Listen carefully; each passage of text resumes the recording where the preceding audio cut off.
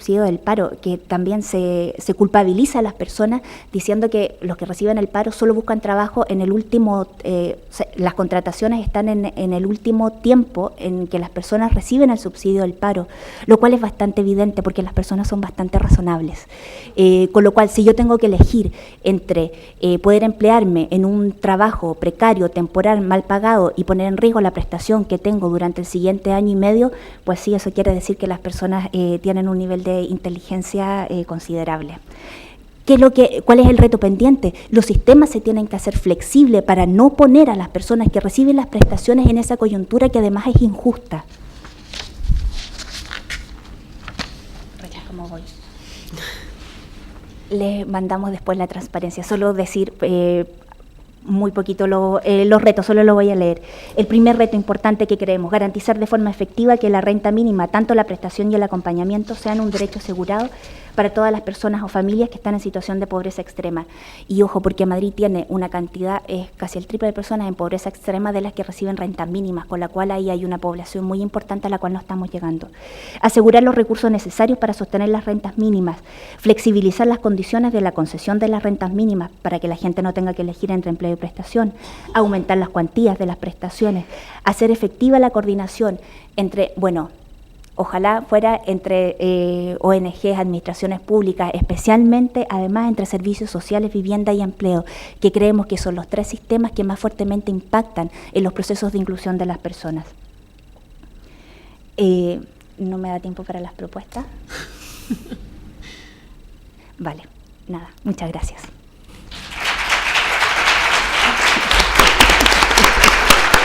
Bueno, muchas gracias. Gracias, Gaby, por tu capacidad de síntesis y, al menos nos hemos hecho un poco la idea de cómo es la situación de la renta mínima en la Comunidad de Madrid. Vamos a pasar ahora a Ellen, que nos cuente un poco la experiencia de Francia.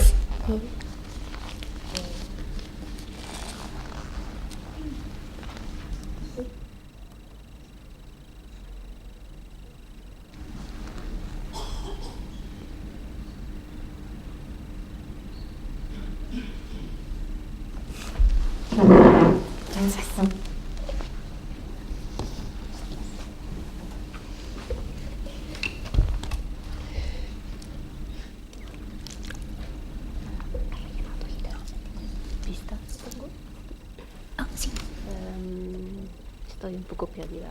No te pierdas, no te preocupes. Espérate.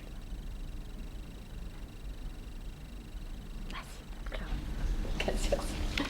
Bueno, hola. Pues me llamo, como lo han dicho antes, me llamo Hélène Escand, vengo del Ministerio de Asuntos Sociales y Salud en Francia. Y le agradezco a EAPN por la invitación. Me han pedido que haga una presentación del sistema de renta mínima en Francia. Lo malo es que me han pedido que lo haga en español, así que lo voy a intentar, pero le pido que disculpen el acento y los errores que pueda hacer. Voy a intentar ser clara para que puedan entender lo que quiero decir. Voy a hacer un poco de historia primero para que vean un poco cómo se ha desarrollado el sistema de renta mínima en Francia desde la creación del RMI, que es más o menos el mismo nombre que para vosotros, hasta la creación del nuevo sistema que se llama el RSA. Se lo explico todo luego. Y voy a dar los resultados de la evaluación de esta renta mínima que hemos hecho en 2011 y voy a hablar un poco de los retos, de los problemas pendientes que son mucho, claro. Antes de empezar, para que sea posible hacer comparación, les voy a dar las últimas cifras de la tasa de riesgo de pobreza en Francia, que tenemos más o menos, tenemos las figuras siempre con un poco de retraso, así que les voy a dar las cifras de 2010, al final de 2010. Entonces, al final del año 2010 había 8.6 millones de personas con riesgo de pobreza en Francia, es decir, más o menos un 14% de la población. Es un incremento, claro, como en muchos países de Europa experimentamos un incremento de la pobreza en Francia también, y por primera vez en 2010 nos hemos dado cuenta que este crecimiento concierne a toda la población, salvo los 10% con los ingresos más altos. Eso es un fenómeno bastante nuevo esos últimos años. Claro que hay categorías de personas con mayor riesgo de pobreza, las familias monoparentales y los jóvenes sobre todo, pero las clases medianas también, medias, gracias, experimentan este riesgo también. Bueno, el desarrollo, ¿cómo se ha creado el sistema de renta mínima en Francia? En los años 60 y en los años 70 se han creado sistemas de rentas mínimas, pero por categorías, especialmente para las personas mayores o para las personas discapacitadas. Discapacitadas. Pero en los años 80 hubo un fenómeno nuevo en Francia, lo que hemos llamado el fenómeno de los nuevos pobres, que resultaba del crecimiento del desempleo y ya de la crisis económica. Nos hemos dado cuenta que había categorías de personas que hasta ahora no tenían riesgo de pobreza que empezaban a ser pobres. Así que nos hemos dado que hacía falta ayudar también a esas personas de un modo universal y no por categorías. Hubo un debate muy importante en la sociedad francesa en este momento, muchos reportes, y resultó con un consenso social muy fuerte y con un llamamiento para una ley general en contra de las exclusiones sociales. Esa ley se votó en 1988 y había, como ya lo he dicho, un consenso político muy fuerte sobre la necesidad de esta ley. No se trataba de una cuestión de derechas o de izquierdas, era un consenso de que se trataba de una necesidad ética y de dignidad humana. Así que esta ley ha sido votada con una mayoría muy, muy fuerte en aquel momento en el Parlamento francés. ¿Cuáles eran las principales características del RMI, que significa Renta Mínima de Inserción? Pues primero se trataba de un dispositivo no contributivo. Se trataba también de un dispositivo universal, como lo decía, no por categoría. Había también, la ley previa que había que firmar un contrato mutuo de inserción para facilitar el acceso de las personas desfavorecidas a recursos financieros y también al alojamiento, a la salud, es lo que llamamos también el acompañamiento de las personas.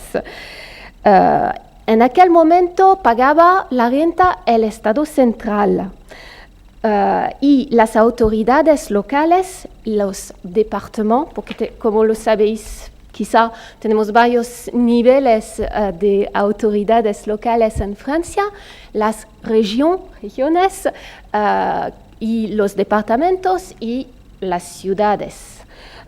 Bueno, pues los departamentos, el nivel local mediano, tenía competencia para la inserción, pero el Estado central pagaba la renta mínima.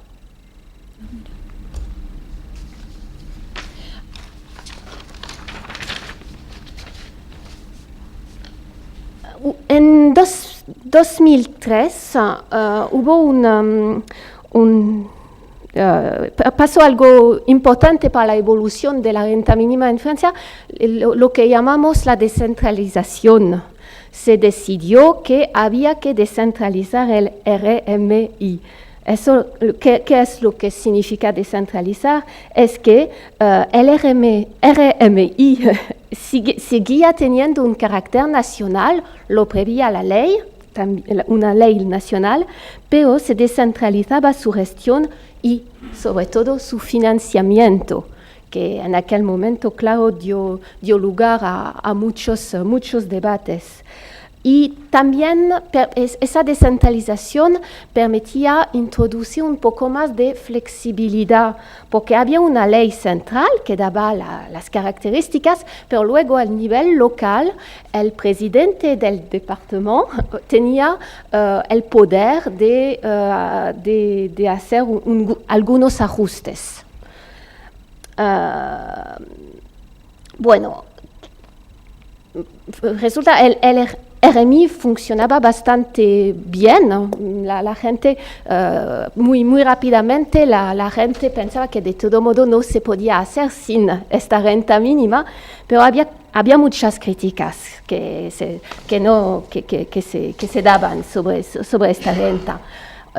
Todo el mundo estaba de acuerdo para decir que esta renta mínima y las prestaciones sociales desempeñan un papel muy importante, puesto que aseguraban la subsistencia del 10% de la población francesa.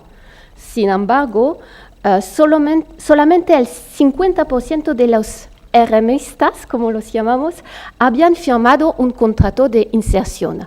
Así que se decía que el lado acompañamiento no funciona muy bien, era un poco un fracaso.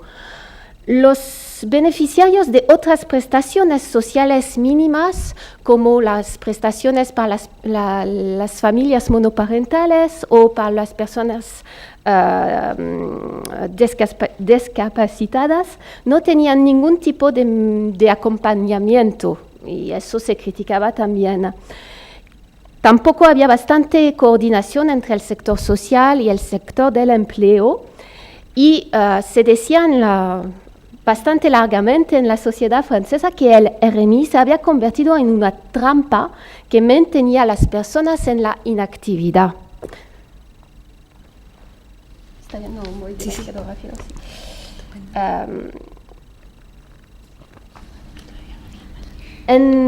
Por eso se pensaba que había que cambiar la ley y el sistema.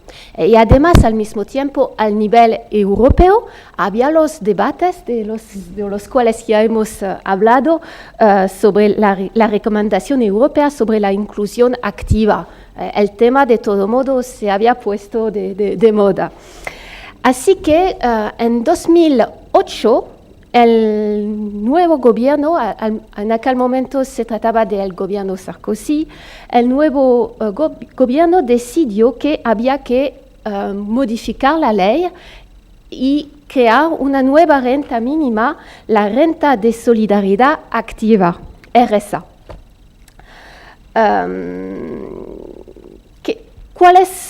¿Cuáles eran los principales objetivos del RSA? Lo que es importante decir es que antes de escribir esta ley, hemos hecho varios experimentos al nivel departamental para intentar encontrar acciones innovadoras y que funcionaban bien. Uy, lo siento, me cuesta. Bueno. Así que tras esas experimentaciones se ha escrito la ley. Bueno, creo que era la primera vez que se hacía así en Francia, con semejantes experimentos y tamaño. Bueno, los objetivos del RSA, la principal novedad era que se trataba de lucha contra la pobreza, pero también incluso la pobreza de los trabajadores, y no solamente la pobreza de la gente sin actividad.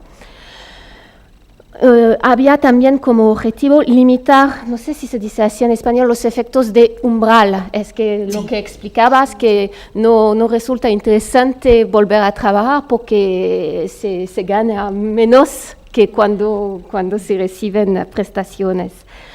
Había también el objetivo de simplificar el sistema de mínimos sociales, porque el RSA es el conjunto del antiguo RMI, pero también de otras prestaciones que existían antes, como la prestación, por ejemplo, para las familias monoparentales. Lo han puesto todo en el mismo conjunto.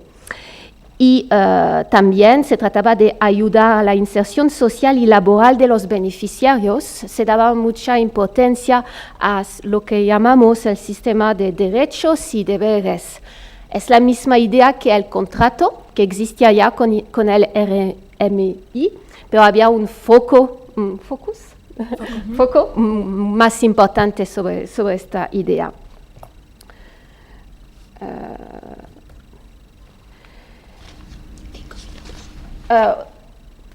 He hablado de los objetivos, voy a hablar también de las características del RSA. El RSA asegura un nivel mínimo de recursos, no está limitado en el tiempo, su cuantía depende de la composición familiar y de los otros recursos de la familia, y a la diferencia del RMI, los otros recursos de la familia ya no se toman en cuenta en su recursos de actividad. Ya no se toman en cuenta en su integralidad para calcular la renta, pero solamente por parte, solamente por el 38%. Es lo que hemos encontrado como solución para limitar los efectos de umbral. Y con el RSA se accede también a otros servicios, cobertura mínima y o complementaria para la salud, las creches, que no sé cómo se dice en español, pero supongo que kindergartens. Sí, las guarderías. Guarderías, tarifas especiales para los transportes, por ejemplo. Una cosa también que es importante explicar para que podáis entender el sistema es que hay dos elementos dentro del RSA. Se trata de una prestación única, pero con dos elementos diferentes. Hay lo que llamamos el RSA de base, RSA socle en francés, que se paga, que se da a las personas que no tienen ningún tipo de actividad, lo que corresponde al antiguo RMI. Y la novedad, lo que llamamos el RSA actividad, que se otorga a las personas que trabajan ya o que vuelven a trabajar. Y hay, de hecho, también dos tipos de acompañamientos para los beneficiarios que han tenido que firmar un contrato. La prioridad se da al acompañamiento hacia el empleo, y este acompañamiento se lo da el Servicio Público de Empleo, Pôle emploi. Y hay también, porque siempre hay personas que ya no están listas para volver a trabajar, hay también para esas personas un acompañamiento social, pero que no es la prioridad. Es decir, que se dice que no puede durar demasiado y cada 6 o 12 meses hay que reexaminar la situación de la persona para ver si ha funcionado bien. Es una obligación por la ley, cada 6 o 12 meses hay que volver a ver a la persona, a ver cómo está y si es posible que vaya en el acompañamiento hacia el empleo.